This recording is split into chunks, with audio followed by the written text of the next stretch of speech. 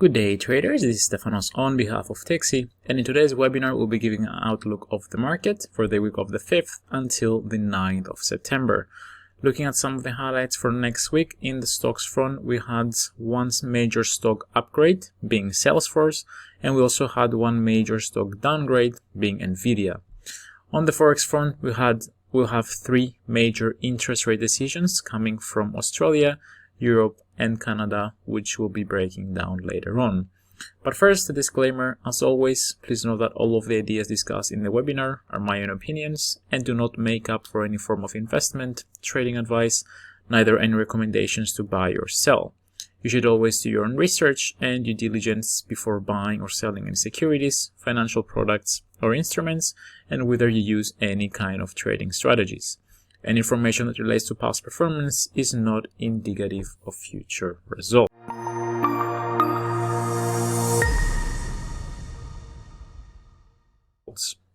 So, like we said, kicking things off with stocks. Now, if you've been tuned over the course of the past couple of weeks, we've been heavily covering the Q2 earnings season, which has come slowly to a close. Now, last week we had both entities of Hewlett-Packard reporting their figures. Of course, if you look at any earnings calendar, you might see that there are still some stocks reporting their figures. But what I'm talking about when I say that the earnings season is coming to a close is the fact that we have basically covered if not all of the major stock corporations who released their figures, and more specifically the large cap companies such as let's say Amazon or Facebook, Tesla, and so on and so forth. So from now on, what we'll be focusing again on is going to be stock price upgrades and downgrades. Now you may wonder why. Well, I mean, the reason is it's quite significant because obviously when we have a big analyst group either upgrading or downgrading a particular stock, then we can see a pretty strong price movement when the market reacts to it. It's quite similar if you think about it to the earnings releases, because you have the estimates for what the earnings report is going to be, and depending on the actual outcome, the market is going to react to it, and prices are either going to skyrocket or they're basically going to tank. In either case, it's something that stock traders can take advantage of, just like with the price upgrades and downgrades, because they can of course come as a surprise to a majority of traders as well.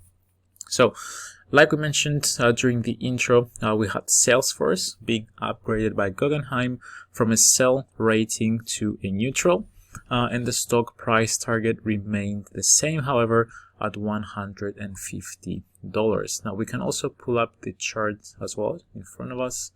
So the stock ticker is CRM for Salesforce, and I'll switch these on the daily time frame.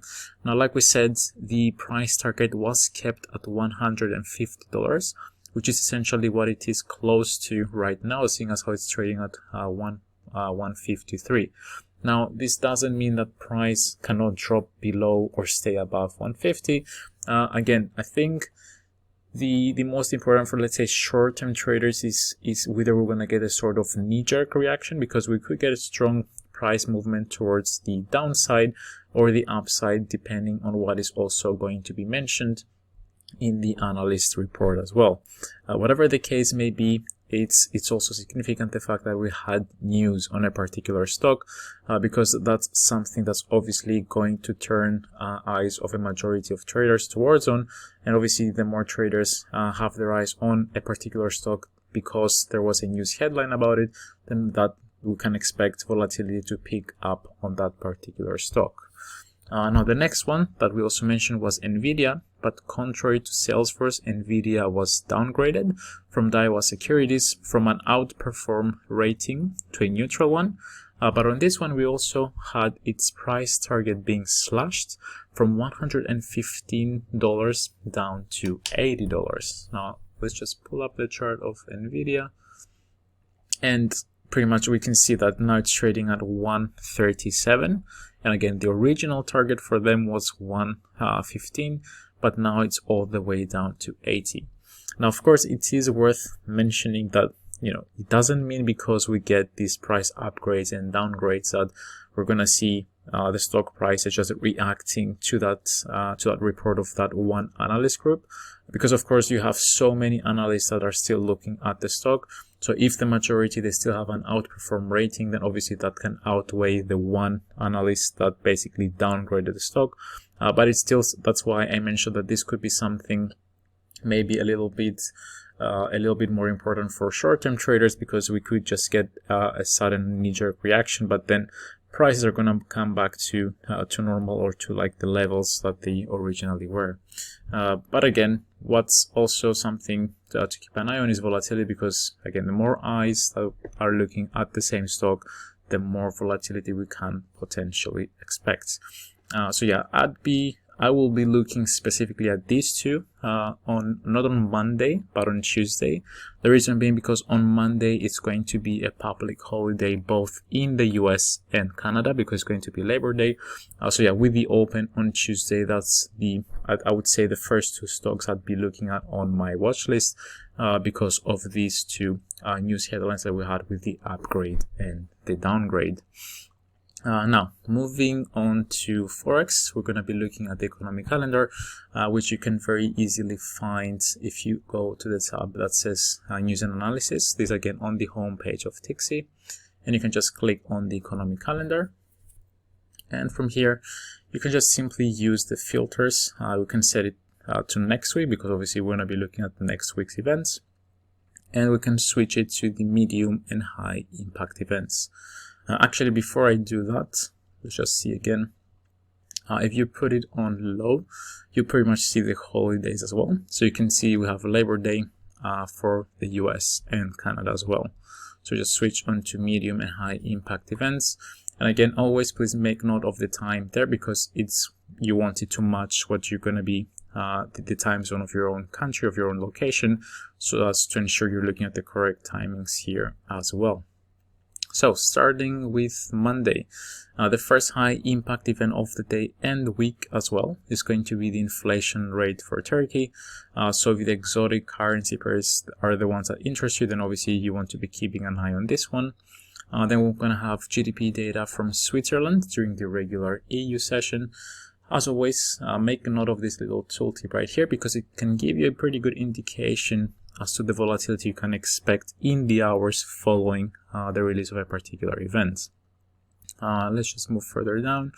We have the services figures from the UK, but also from a few other countries as we see here. So we have it from the Eurozone, Germany, France, Italy, Spain as well. So it's going to be a host of countries releasing their services figures, particularly from the Eurozone. Then we're going to have retail sales figures from the Eurozone again at 10 in the morning.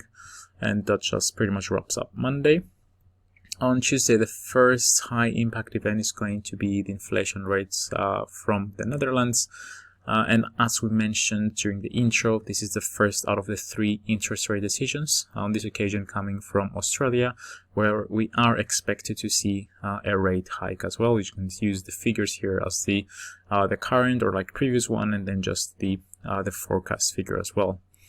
Then moving further down, we can have manufacturing data from the US in the afternoon at 3 o'clock UK time. Here we're going to have GDP data from Australia. We're now on to Wednesday, so we'll have GDP data from Australia early in the morning, and then trade balance figures from China.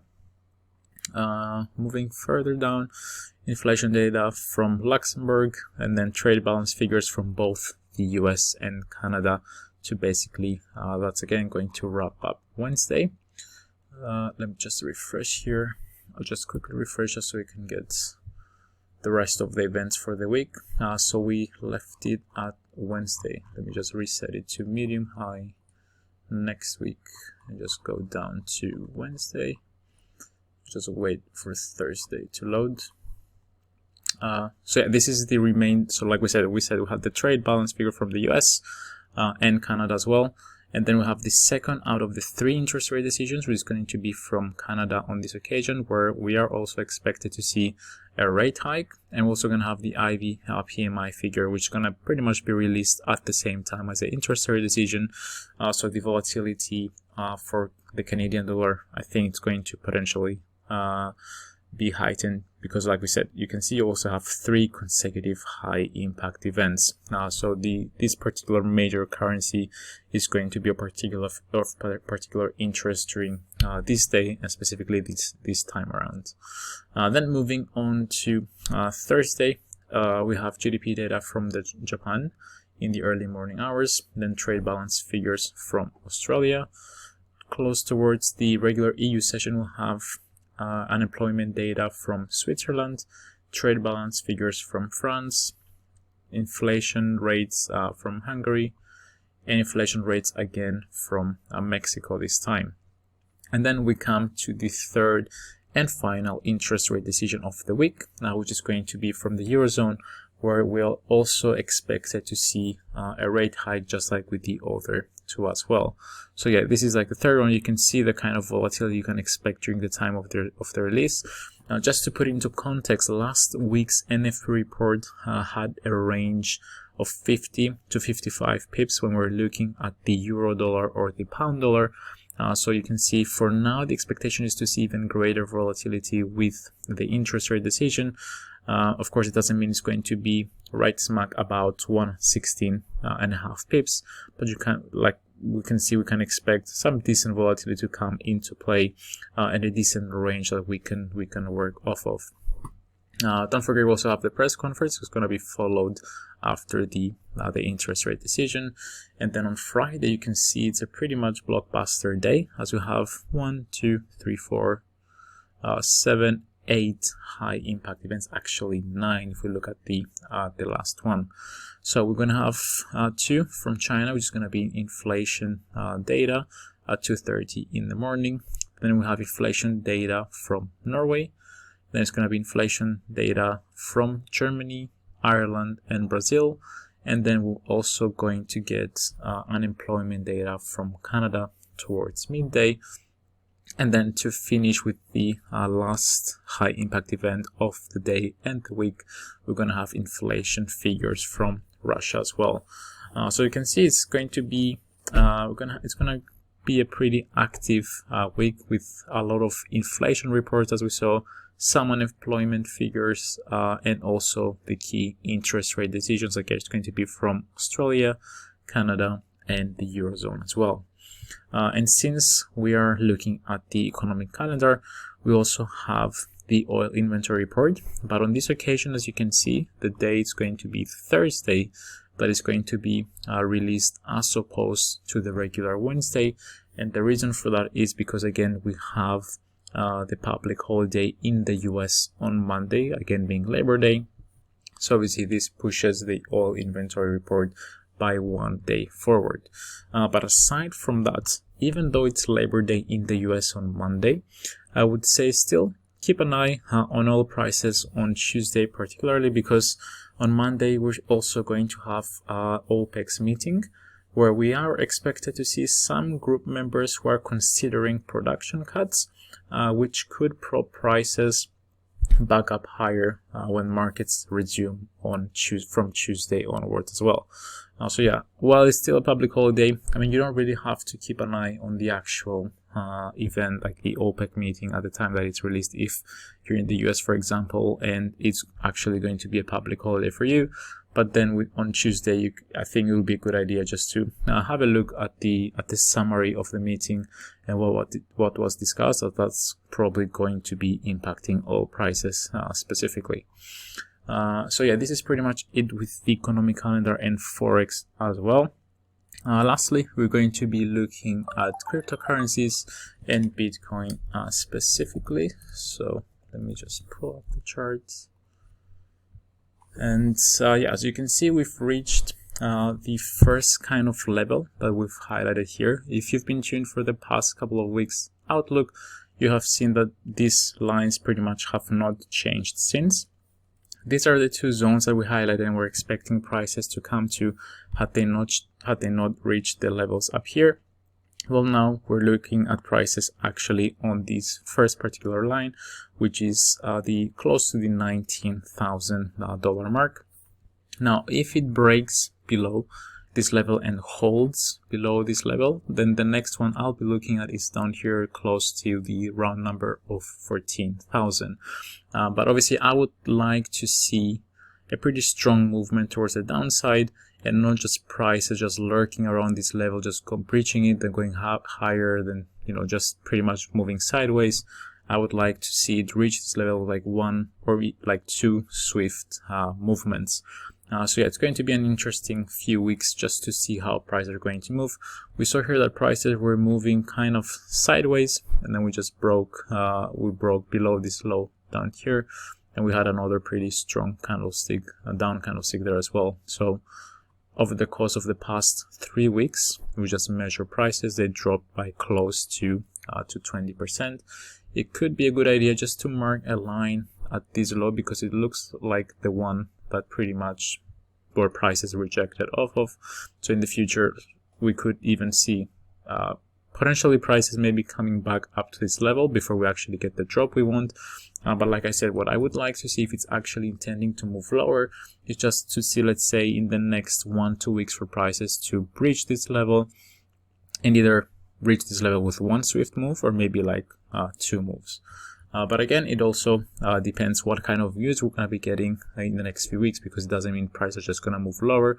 We could, like I said, just start going back up higher and towards these areas, but it's just a good idea to have sort of like an idea of the areas that you can expect prices to move to. If we want to also put some of the moving averages, we can clearly see that they're pointing towards the downside, with the ADMA having crossed below the 21 all the way back from the end of December 2021 essentially, and with the new year we've pretty much been selling off ever since. If you can even add even more, if you want some added confirmation, we can look at the RSI, which is still obviously trading close to the lower mark, which is around about at the 30 level. But yeah, this is as far as the outlook for next week markets. I hope you enjoyed the video and you found it useful. Obviously, keep an eye on the interest rate decisions and the other kind of events that we mentioned. And yeah, I'll catch you all in the next one. Until then, trade safe.